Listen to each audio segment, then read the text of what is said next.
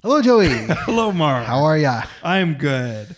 We're on episode 52 today. We are. And as our... Wait, let's do it again. Yeah. Hello, Mark. Hello, Joey. Welcome to episode 52. 52, where we answer the age-old question. Should you buy first or should you sell first?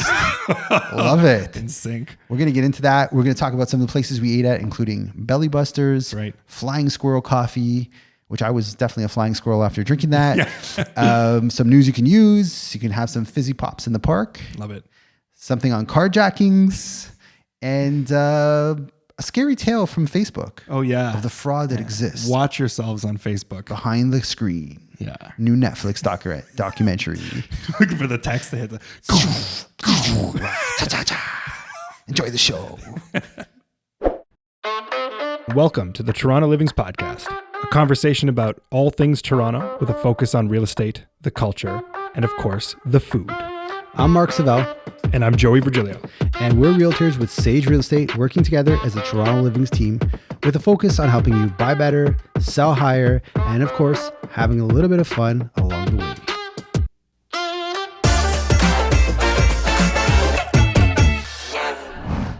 Hey, Mark. Hi, Joey.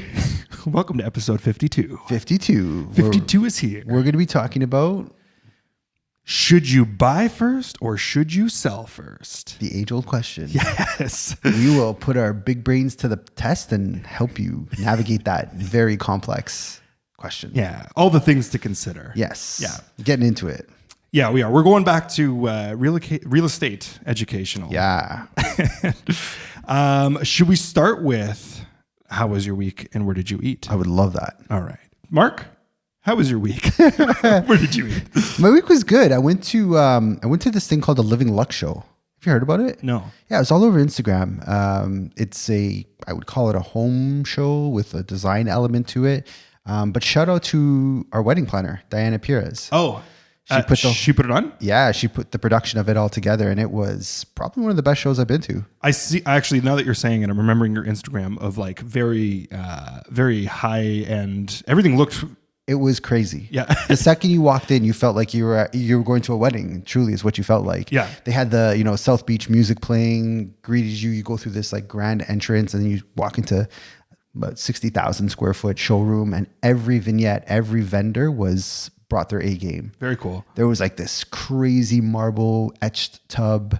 I think that's the one I saw. That marble tub looked insane. It was nuts. Yeah. Everything was done just so spot on. We went there for the real estate day. They had a bunch of high-end realtors talking about the high-end market. Yep. But it was really cool to see it. Actually, it was presented by Jen Air, the appliance company, and they had a really cool booth.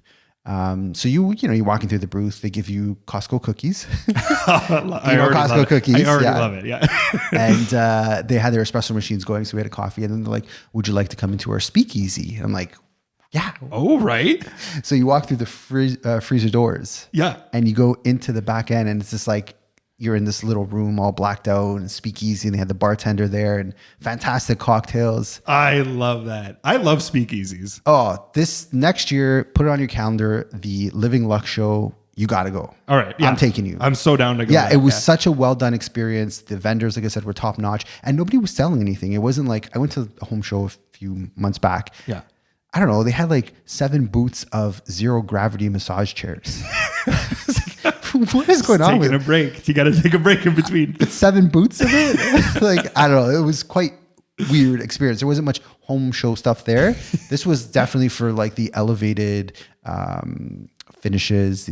Someone who's looking to build a custom home, that's the place you need to go. Very to. cool. Contempo Studios were there. They do a lot of the custom homes. We see a lot of the modern ones. They're the brains behind the designs of it. So definitely had the right audience and the right people there. Love that. Yeah. Yeah. Very cool. Yeah, it was fantastic. Cool event. Yeah. What about you? What'd you get out to? Well, we did some stuff this week. We? Yeah. Oh, we did. Yeah, we did. Yeah. A little less on the fancy side, I'd say. But we ended up at Belly Busters. We did. We ended up at Belly Busters this Yeah. week. A new location. Yeah, we were in Queen East, what do you call it? Riverdale, Leslieville area. Yeah. Kind of on that line. Yeah. They have it was right on Queen Street. It was, yeah. Yeah. Queen East. Right on Queen East. And it was The new rendition of Belly Busters, I'll call it. Yeah. The OG one is what, Young and Lawrence? Yeah. Yeah, that one to me is probably my favorite sub shop in the city. Yeah, that's a go-to, 100%. That's so they've changed that one too. You were saying they modernized it. Yeah, they're franchising. They must be. There's a specific game plan expansion, which kind of saddens me a bit. You know what? I'm for it. Yeah, yeah. I know the OG has a charm to it. That shredded lettuce, the way they would shred that lettuce is just next level. But the one we had was equally as bacon combo. Yeah, bacon combo. And shout out to you for the clutch recommendation, which was chipotle sauce.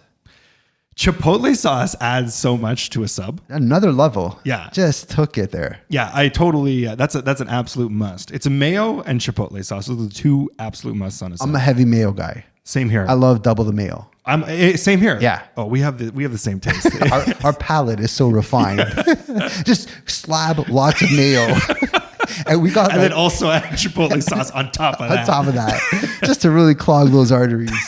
No, we got the bacon sub, was it? Yeah, bacon combo. Bacon combo, fantastic. Such a good sub. Oh, and the bread. Okay, I don't know if they changed their bread recently or what had happened, but yeah, it was really fresh. It was very soft. It was soft. Yeah. You weren't like having to chew through a leather layer of bread. It was like that nice, like with your hands, you could mold the bun to your liking and then just. At least that's how I experienced it. I don't know. That sounds almost too soft to me, but no, because I formed it around the bacon because it had that nice hard bacon on top, and there's just it was crunch. You're making me really hungry right now. We can go. We are close to it. Yeah. 2 belly busters in a week. I'm down. I'm so game. I do that. Yeah, usually in a sitting. But that's a Joey snack, right? Anyways, yeah, it was awesome. That was a very good sub. Yeah. Shout out Belly Busters. Good job on whatever you're doing on the expansion. Yeah, it does taste very much like the OG one. They didn't. I'm glad that they didn't change too much. Yeah, totally. Exactly. And we were out there because we were doing a coffee review. Yeah, that's right. We were doing a coffee review and bumped into like a lot of people. So many people in that one little stretch of time. Are we famous? We might be slowly. I think we might be famous. I don't want to get too ahead of ourselves, but I mean, people noticed us. They were your friends, but yeah. That was awesome. Yeah. So we went to Omnia Coffee Shop, which serves Fahrenheit beans in the Flying Squirrel Motorcycle Club house. Yeah. Did I get all that right? But your friends told us what to try. They said it's like the spot in the East End to go to. And sadly, we found out they're closing. They're closing. Yeah. That was our unfortunate news as we were walking in. Yeah. But the Fahrenheit coffee beans you could get in other places. Yeah, that's right. Yeah. They serve them throughout the city. Very fruit forward coffee, I'd say. Fruit forward. The one I got. Very good. Well put. My tongue is getting. I've been hanging around you a little too much. I like that. Fruit forward. Wow. I gotta remind myself of that one. Yeah. What was cool about the spot is that they actually had 3 different grinders going, so you can get your choice of espresso, which I thought I really wish more coffee shops adapt that type of mentality. Yeah. Actually, totally agree with that. Yeah, so you got the Colombian one, the Colombian branded one. I got Diablo. You got El Diablo. Which I felt like was Diablo a beast, a monster? It's the devil. It's the devil?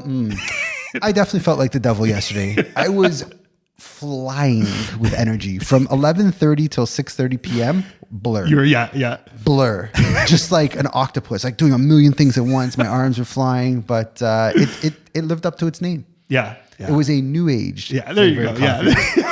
So it's that sharper, I like to call it hipster coffee, that sharper vibe to it, but cool shop and nothing but good vibes to them wherever they go next. Because the community definitely is going to miss it. Everyone we talked to was everybody was like, it's sad that they're shutting. Everyone's getting their fix before it closes. Which then we walked in.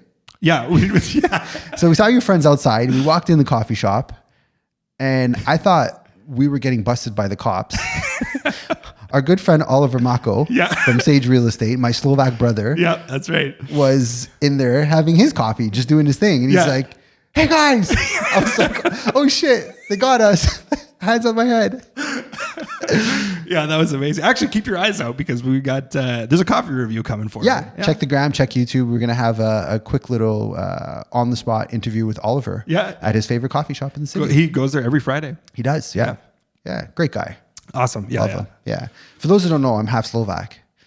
And Oliver is full Slovak. Right. And like the Slovak community is so small in Toronto. And our grandparents actually went to the same church. Oh, no way. St. Cyril Methodius. That's so funny. Yeah. And fun fact about the church, it is the only church, well, it was the first church to sell to a condo developer. It was the first one? Yeah. In the Roman Catholic Diocese. It was a big deal. Like a church was literally selling out to a developer. They converted the church, not our church, into 2 lofts. No way. Yeah. It's on Claremont. I'll take you one day. Oh, that's so wicked. It's my dream. I want to buy it. I want to buy it back. Yeah. Yeah. I had the last sacrament there, the communion.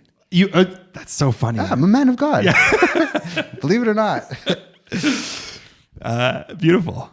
You also went to a cannoli place. Can you please? Oh, yeah. Sorry, I almost forgot okay. about this. So Molly brought me back. So there's a place near Yonge and Eglinton that I've always gone to, and it's called Pascal Gourmet. Ooh. Yeah. And I never really, it was never something that I don't know. It was not something that I really went into. And I was like, it's okay. And she brought me home a cannoli from this place. And she was like, I'm not telling you where it's from. This was just a surprise. And I ate it. She's like, is it good? And I was like, yes, this is like probably one of the best cannolis I've had. Like, where did you get this from? Pascal Gourmet. They have a secret weapon. If you go into Pascal, it's got a red sign. It's worn out. It's been there for a long time. Nice.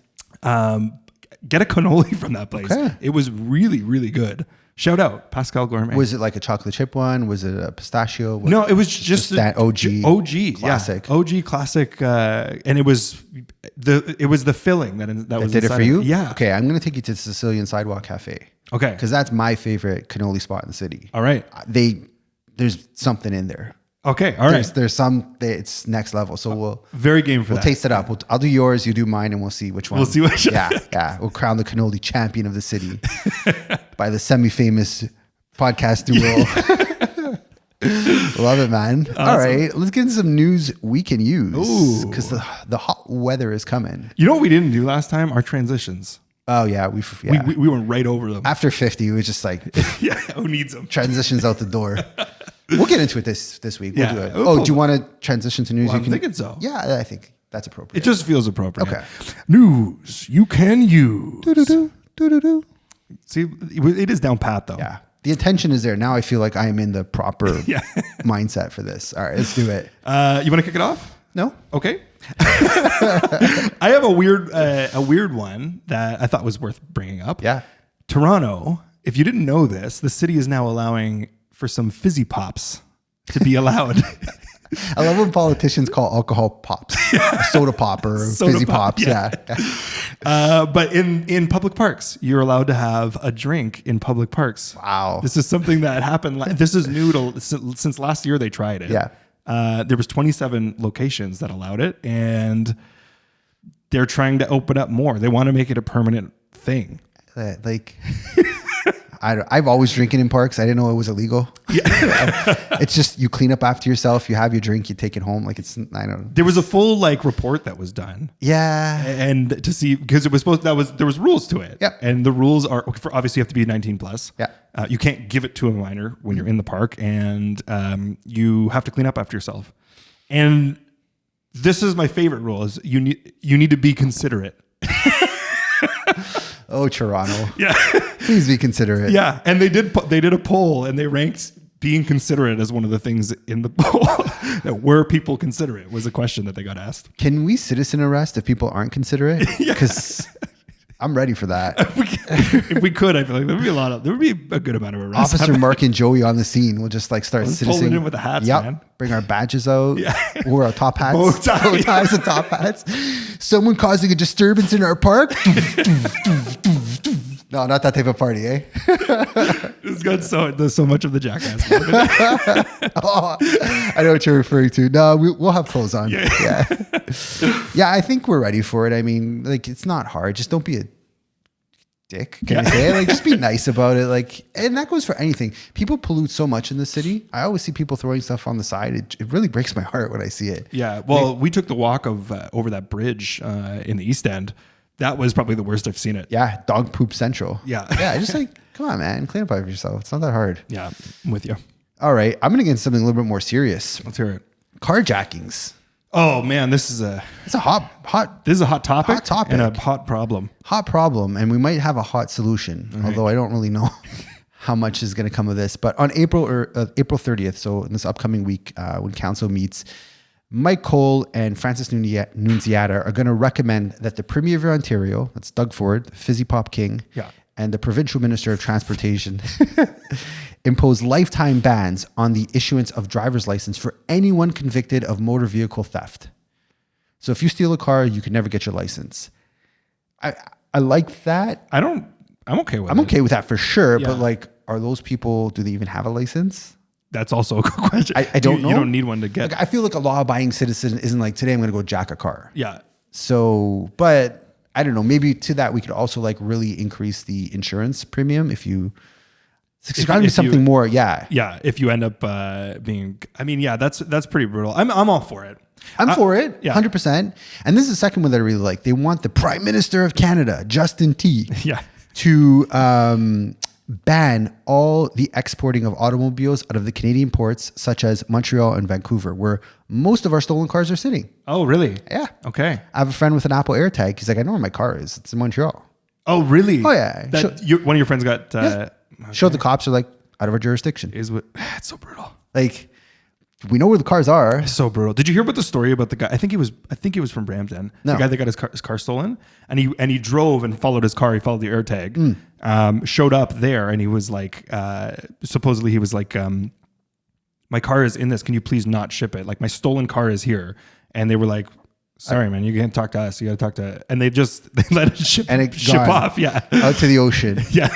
Unbelievable. There's got to be something done. Like the rules really need to get stricter with this type of stuff. They need to come down incredibly hard, issue, I don't know if more jail time makes sense, but I do feel that the police can only do so much. There needs to be some type of legislative change that could further deter it. Right.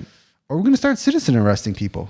Mark and Joey on the job. We're in, man. We're going to be out there in the parks. Might as well put in some overtime on the streets. There's been 68 carjackings so far this year, 106% increase over the same time frame last year.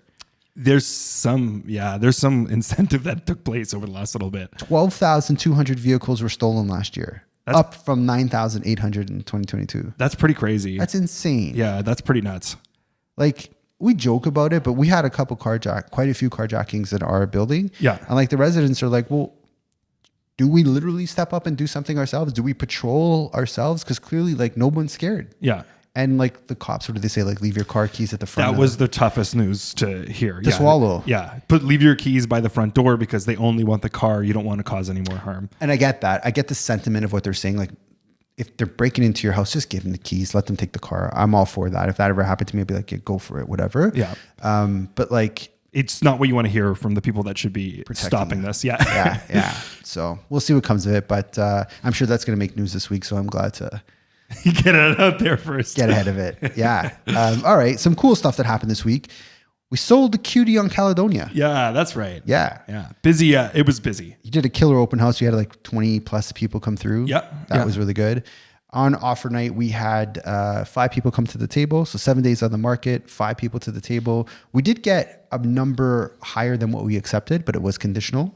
So again, pro tip, go in firm when you're doing these bidding wars, because that's what...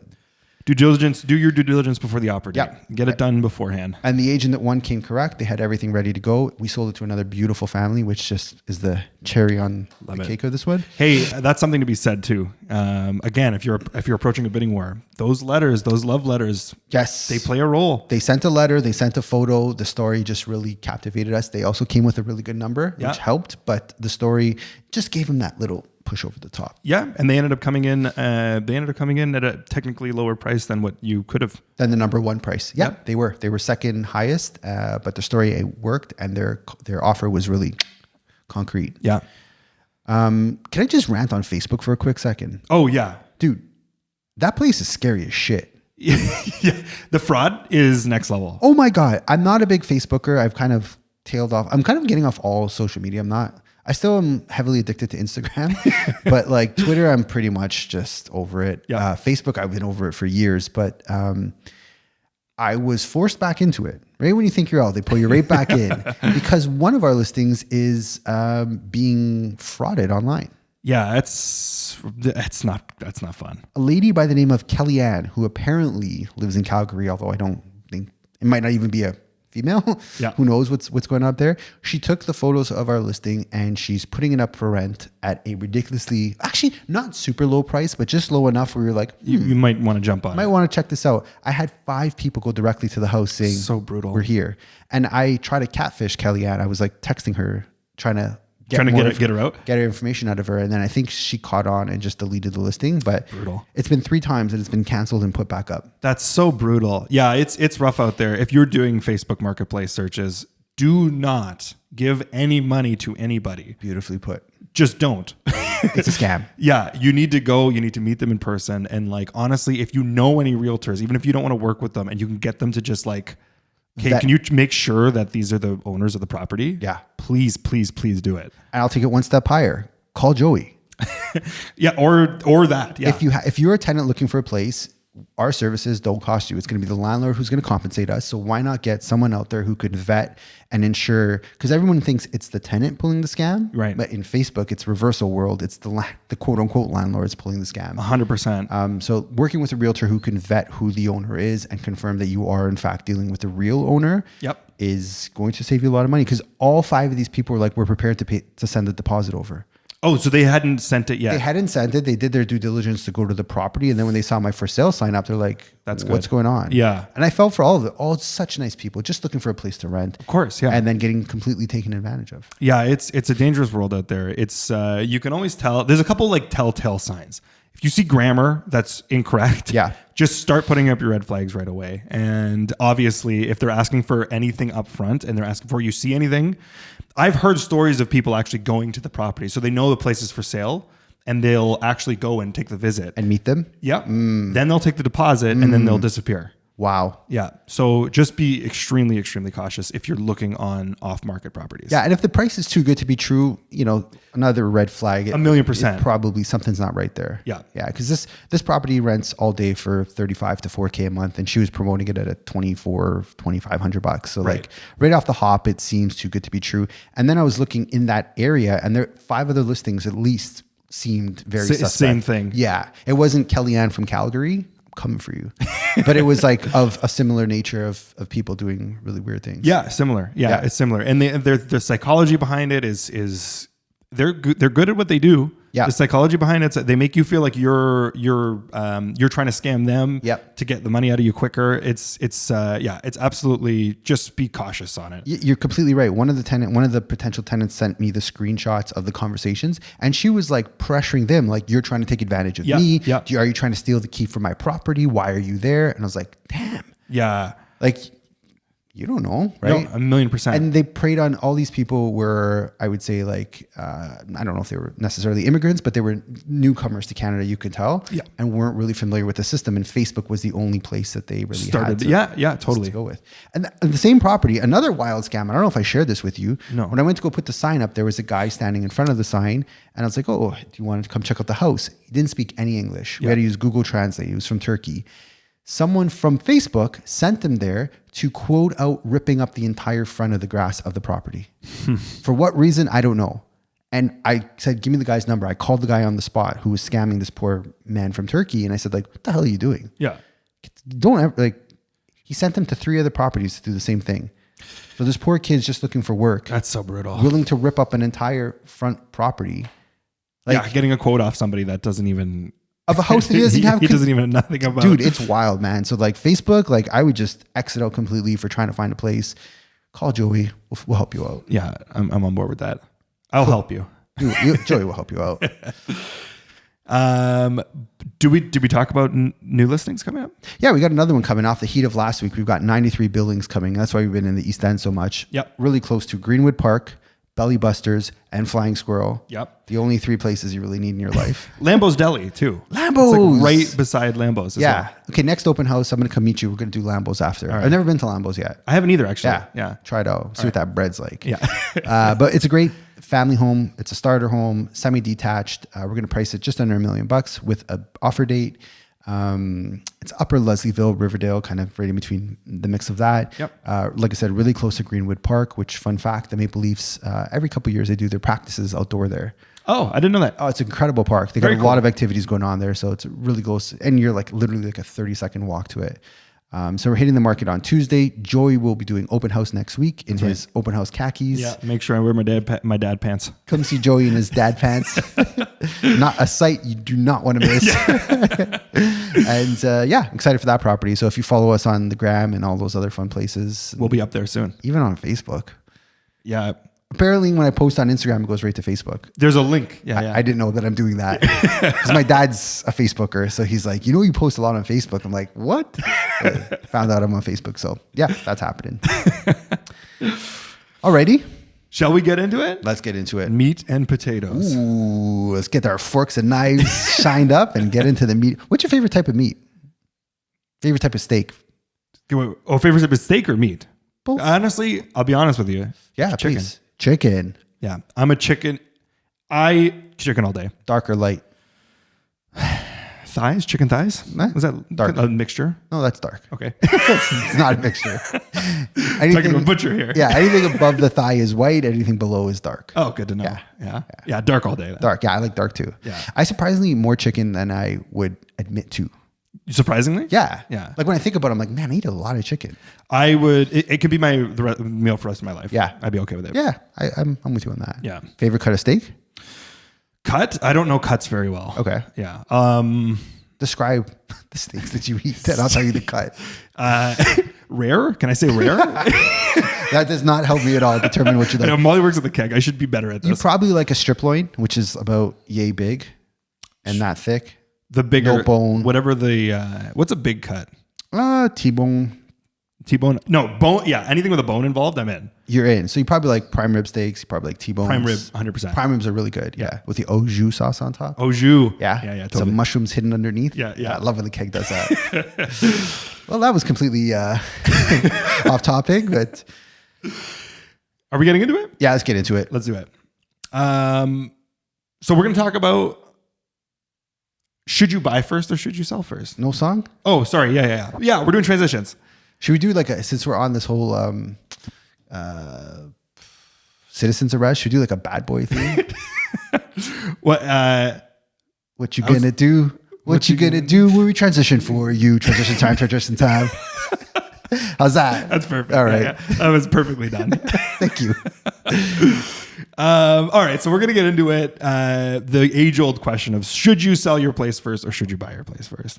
I'll start with this. In the last few years in the pandemic area, it was pretty easy to sell your property. Yeah. Within 7 days, you can almost guarantee a sale was taking place. And if it, sorry, let me restart this. Sure. I'm going to just edit this part out. Okay, so let me start here. At the top of 2021, or top of 2020, when the pandemic hit, it was fairly obvious that you were going to sell your house in like 7 days. Yeah. So it was pretty easy to make the decision that I'm going to purchase first and then sell my property. The market's doing extremely well. I'm probably going to get what I'm looking for or more. Yeah. And I can make a pretty confident decision, and then move forward from there. Until the turn hit and everything fell off a cliff. Yeah. Middle of 2022 is when it got a little bit more dicey to predict what would happen. Yeah, exactly. And there was, I'm sure, tons of people that got burnt in this purchase first and then sell after. There was. So what is happening right now and what we're going to talk about is just some considerations to make when you're going through it. Because that truly is when I'm taking a listing, when I'm in a listing appointment, that is the number one thing that's asked. Like, or rather, it's funny. Sellers don't typically ask that. It's me bringing that question to like, well, what do you want to do and what can we do? Yeah. Can we list first or do you buy first and then list? Right. So a lot of people aren't even thinking of what comes first. And it's juggling that decision is like, it's really important because it can cost you a ton if the wrong decision is made. And it's very individualized. There isn't one fit all answer, as we'll get into it. But let's get into it. Yeah, let's get into those potatoes. Yeah. Okay. So the potatoes. So the first thing that I think is the first question or consideration I'll say is financial. Yes. Where I think the two easiest questions to ask is, do you need the money from this home in order to purchase the next? And if you don't need it, are you able to carry the two properties or do you want to carry those two properties if things don't go right? Yeah. And I think the qualifying decision in that thought process is, do you have 20% on your next house? Right. Because if it's coming from your home, the answer is almost given to you. You do need to sell your place first then. Yeah. Yeah. And that's most cases that's the case, is they're going to need the funds for it. And juggling that transition is kind of like, there's opportunities for loans that you can get that kind of bridge you over. They're called bridge loans, but they're costly. And there's a lot of conditions that comes with it. You have to have a firm deal on your property before you can get that bridge loan. Yeah.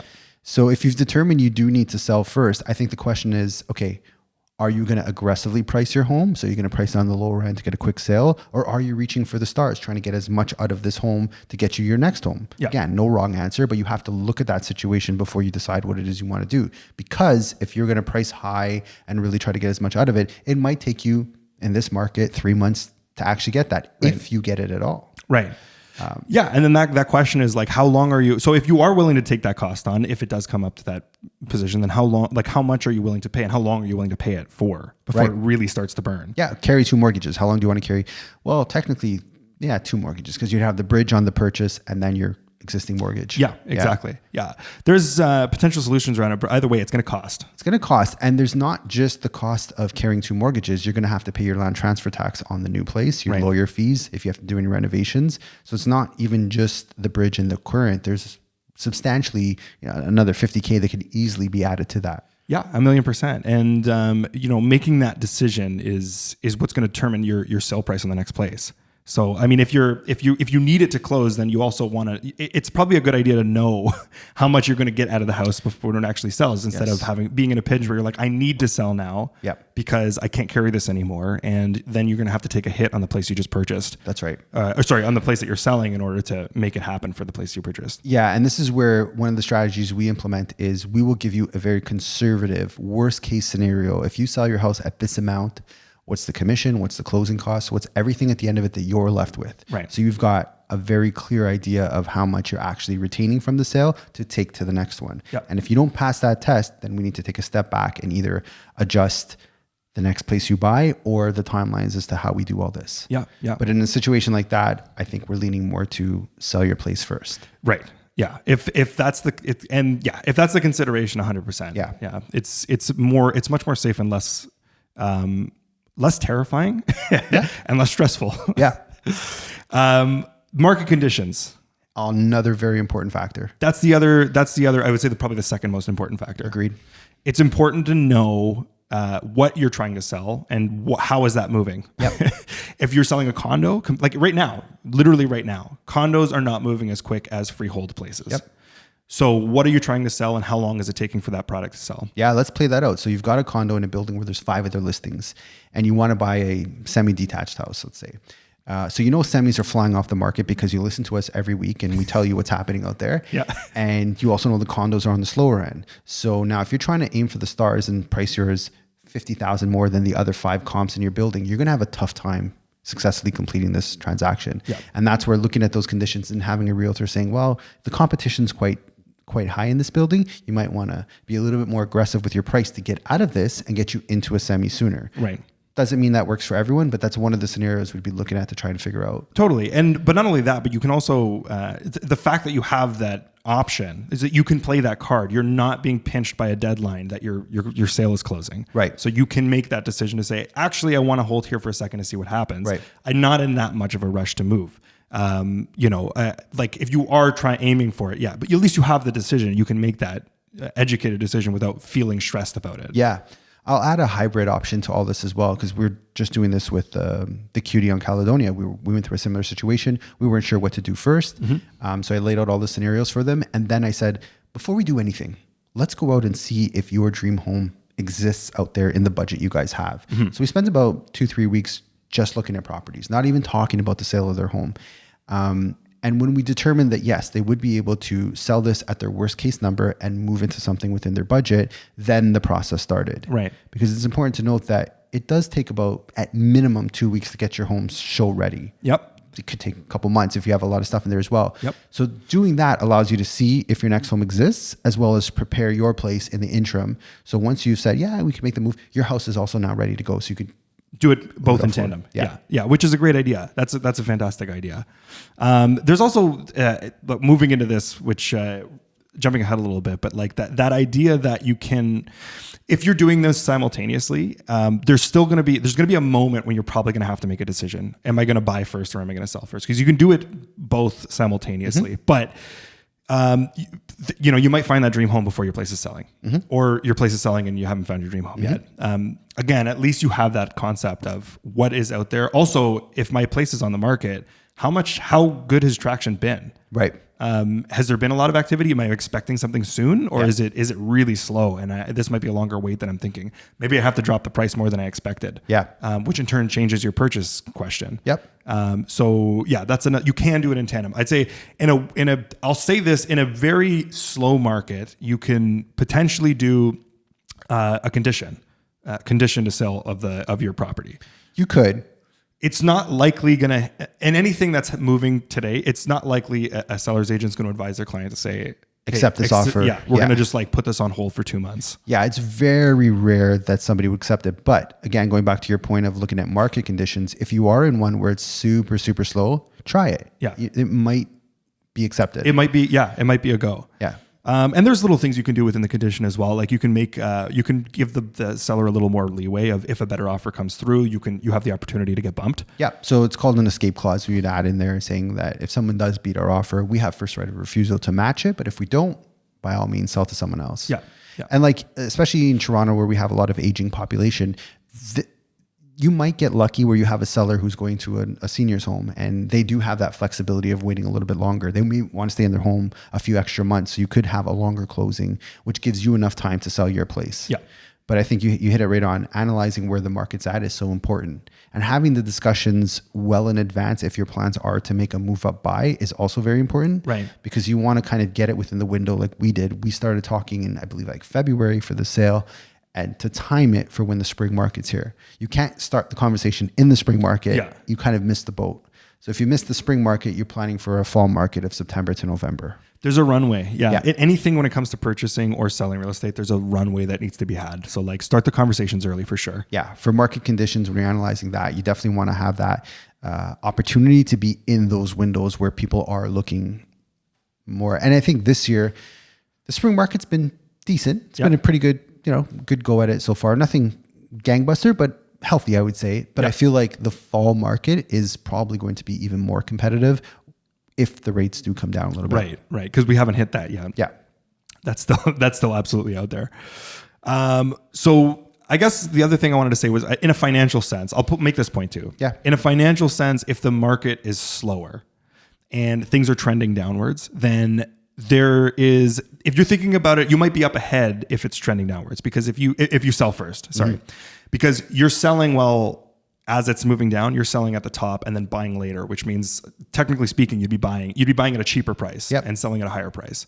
So depending on which direction the market is moving, and same thing in reverse. Yeah. If the market is trending upwards, one of the benefits of buying first is that you'll buy at a lower price before it and sell at a higher price if you sell afterwards. Yeah. There's a lot of stress. So I put it like this: if there's confusion, if we're making this super confusing for anybody, the way that I kind of simplified it is, if you buy first or sell first, you're either taking a big risk on the financial front, or you're taking a big risk on the lifestyle front. Love it. Those are the two. If you buy first, then you don't have to worry about maybe finding an interim place to live and moving twice. You're just a lot less headache is potentially happening when it comes to actually like living with family, whatever the case is. Yep. If you're selling first, then you're saving yourself on the financial front and all the stress that comes with that. Yep. You know where your price is at. You know the dates before. Yep. It's a lot safer in that sense. 9.9 times out of 10, I just advise, regardless of the market, sell first. Yeah. Sell first because we know. So let's go out and see if your dream home exists. That's always part of the process. Yeah. Sell first because then you have a very clear budget of what your next one would be. You're working with 100% real numbers. There is no surprises. You're not going to be pinched on your sale. You have the flexibility to really try to maximize that, get as much as you can out of that property, and then go nuts on the next one. Yep. The trade-off, like you said, is you might be homeless for a little bit. You might not have a place to live. You might have to rent. Thankfully, There's plenty of Airbnbs out there that you can temporarily book for, 5 days to 5 months if you needed that gapper in between. Yep. But at least that type of scenario allows you to really take your time and find the right next place with the cash in your pocket. You know how much you've got. You've closed that chapter of your life, and you can now clearly look for the next one. In any market, I just prefer selling first. It makes sense. It's a lot safer of it. It's so much less of a risk. Yeah. And again, you don't have to. You can negotiate better on the sale of your house. Yeah. Because you're not in a pinch position, and you can if you wanted to, and you're not that uncomfortable, you can negotiate better on your sale. For sure. It does a better job in both respects. And even if the market's hot, we're saying like you kind of want to, if the market's slow, you want to sell first. But even if the market's hot, you could then dictate some of the terms in your offers that you receive. Right. So if it's set up for a bidding war, your agent can specifically specify, we want a 90-day closing or 120-day closing. So you've got ample time to still be in your house and search for the new one. Yep. And then a hybrid option that I'll sometimes put in is allows for a 90-day closing with the option to bump it up 30 days. Yeah. There's been also in my past as well, there's been a sale that took place that was it was a rent back. Okay. So sellers, the closing happened. They were able to put the money back in their pocket, and because the market was as hot as it was, they were able to negotiate a rent back to stay there for a few months. They were able to stay extra if they needed to. Yeah. They didn't take it from what I remember now, but that option was on the table. The option was on the table. Yeah. You got to be cautious with that. You just want to make sure the right insurance is in place. You want to definitely have a lawyer give you some consultation, because you don't want to create a tenancy agreement with the old sellers. Well, this is where the trouble comes in, Yes. because that can become this is becoming not looking like a primary residence, but a rental property. Yeah. And that changes your lending. A whole lot of different elements are at play, but that could be a creative solution to some that does work for certain people for sure. Yeah. When the market is firing hot. When the market's hot. Yeah. So that's what I'm saying. In any type of scenario, I still often suggest we sell first. And you know what? If you, for whoever you would have suggested that to during the pandemic, when the downturn happened, you would have probably saved a lot of people from Absolutely. From what was a nightmare. Yeah. There was a couple clients that I think benefited from doing a longer closing and selling first. They sold at the top end of it, had some time to look, and then closed out on the new one.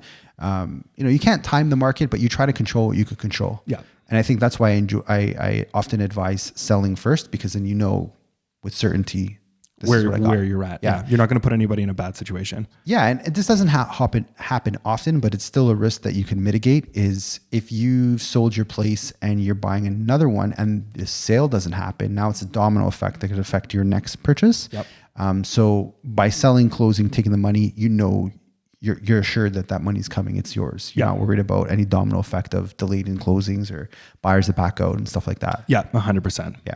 Yeah. So I think in summary, you probably most times than not, you want to definitely sell first before you buy. Yep.